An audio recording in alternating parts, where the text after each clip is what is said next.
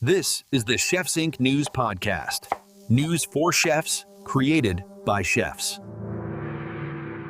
Guten Tag and welcome back to Chefs Inc. News. I'm Chef Antonio and I'm Dr. Sofia. Antonio, today we're taking our listeners on a trip to the future. No DeLorean required. ja, genau. We're talking about two restaurants in China that look like they were designed by someone who watched too much Star Trek. And I mean that in the best way possible. We're diving deep into No.3 warehouse in Shanghai and Orbit 1 in Shenzhen, two establishments that are rewriting the rules of the dining experience.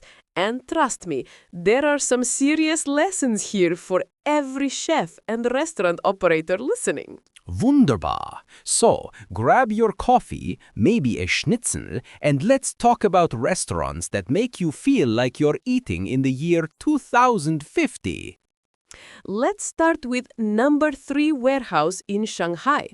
Antonio, this place has gone absolutely viral. We're talking millions of views on social media, lines out the door, multiple locations across the city. Okay, Sophia, let's be honest. Some chefs hear robot delivery and think this is the end of hospitality, but I think they're missing the point. Hi, por favor, you're absolutely right. Let's break down what these restaurants are actually doing.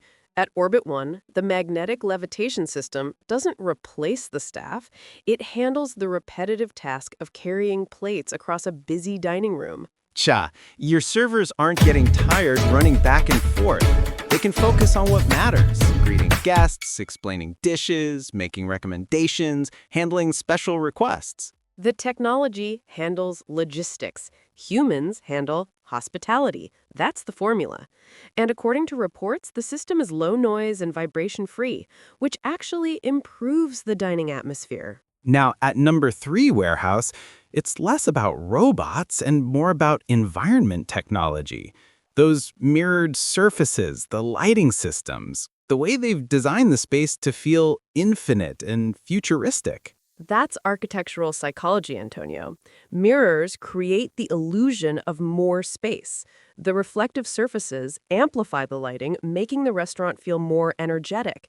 The industrial meets futuristic aesthetic appeals to young professionals, their core demographic. You know what this reminds me of? When molecular gastronomy first became big, everyone said, this is not real cooking, but the smart chefs learned from it. They took the techniques and made them their own. Well, déjame contarte something important.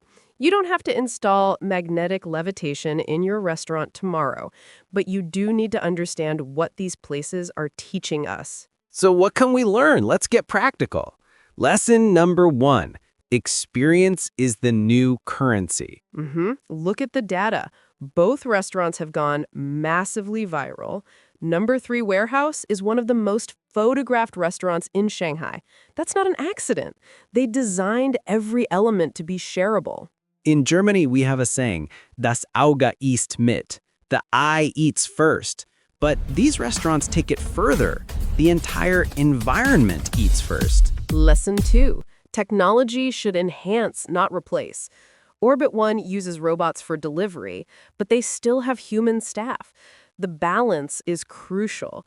You're using technology to solve a specific pain point, staff efficiency and fatigue.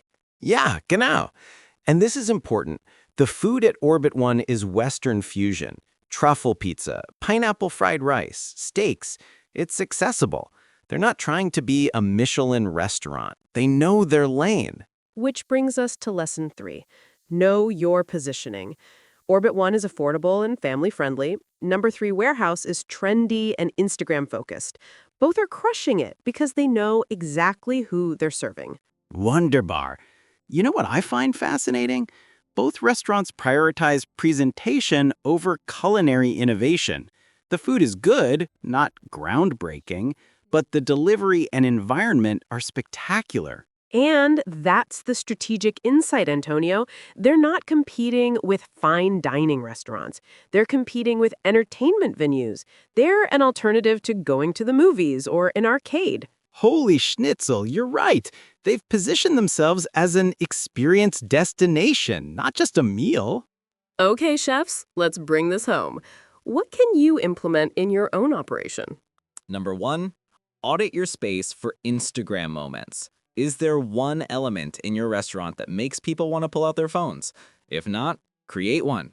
Could be a signature plating style, a unique wall design, a creative cocktail presentation. You don't need a whole futuristic restaurant, just one memorable visual. Welcome to Chef's Number Inc. 2, News. look at your repetitive tasks. Where are your staff getting burned out? Maybe it's running food, maybe it's clearing tables. That's where you explore automation. And automation doesn't have to mean robots. It could be a better POS system, a kitchen display system, or even simple conveyor elements for certain tasks. Number 3, design for shareability. This means good lighting, not just for ambiance, but for photography. It means clean surfaces, interesting angles, and yes, sometimes strategically placed mirrors. Mira, cariño, lighting is huge.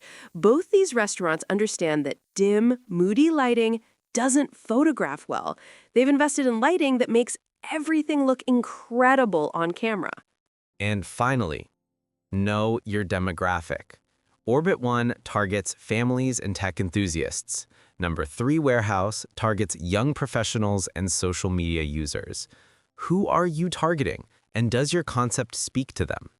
These aren't just restaurants, meine Freundle. They're entertainment venues that happen to serve food. And maybe that's the biggest lesson of all. So, where's this headed, Antonio? Are we all going to be eating in robot restaurants 10 years from now? I don't think it's about robot restaurants versus traditional restaurants. I think we're seeing the dining landscape split into categories. Go on. You'll have your fine dining, where the chef's craft and personal touch are the experience. You'll have your neighborhood spots, where community and consistency matter most. And then you'll have these experience destinations, where technology and environment are the stars. Eso sí tiene sazón. And there's room for all three. The key is not trying to be everything. Pick your lane and dominate it. What excites me most is seeing Chinese restaurants leading this innovation. For too long, Western restaurants have been seen as the trendsetters. But look at what's happening in Shanghai and Shenzhen. Ay, Dios mío, yes. China has become a laboratory for restaurant innovation. The scale, the investment, the willingness to experiment, it's incredible. And other markets are watching. I wouldn't be surprised if we start seeing these concepts adapted in the US, Europe, Middle East. Already happening. I'm seeing reports of similar concepts being tested in Dubai and Singapore. The technology is becoming more accessible, more affordable. But here's what I want chefs to remember. These restaurants work because they're well executed. The technology is stable, the design is cohesive, the service model is clear. Right. Don't just bolt a robot onto your existing restaurant and expect magic. If you're going to innovate, commit to it fully. Do it right or don't do it. So, my friends, here's our question for you. If you could add one futuristic element to your restaurant tomorrow, budget no object, what would it be? Would you go for delivery automation like Orbit 1? Atmospheric design like No.3 warehouse? Or something completely different? Reach out to us on social media or email us at hello@chefsincma.com. We want to hear your ideas. And before we wrap up, This episode of Chefs Inc. News is proudly sponsored by Chefs Inc. Miami. Stay hungry for news. Chefs Inc. Miami, where we bring cutting-edge culinary innovation to South Florida. From 3D food printing to laser engraving, we're already living in the future. Check us out at chefsincmia.com. Before we sign off, let's hit a quick listener question from our last episode. Maria from Texas asked, how do you balance innovation with tradition in your kitchen? Great question, Maria. I always say, know your classics first, then break the rules. You need to understand why traditional techniques work before you can improve them.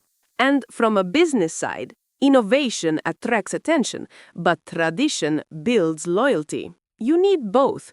Use innovation to bring people in the door, tradition to bring them back. Wunderbar. All right, chefs, that's it for today. Remember, the future of dining isn't about replacing the human touch, it's about enhancing it with smart technology and unforgettable experiences. Chefs Inc. News. News for chefs, created by chefs. Until next time, keep cooking, keep innovating, and keep pushing boundaries. Dankeschön for listening. Hasta luego!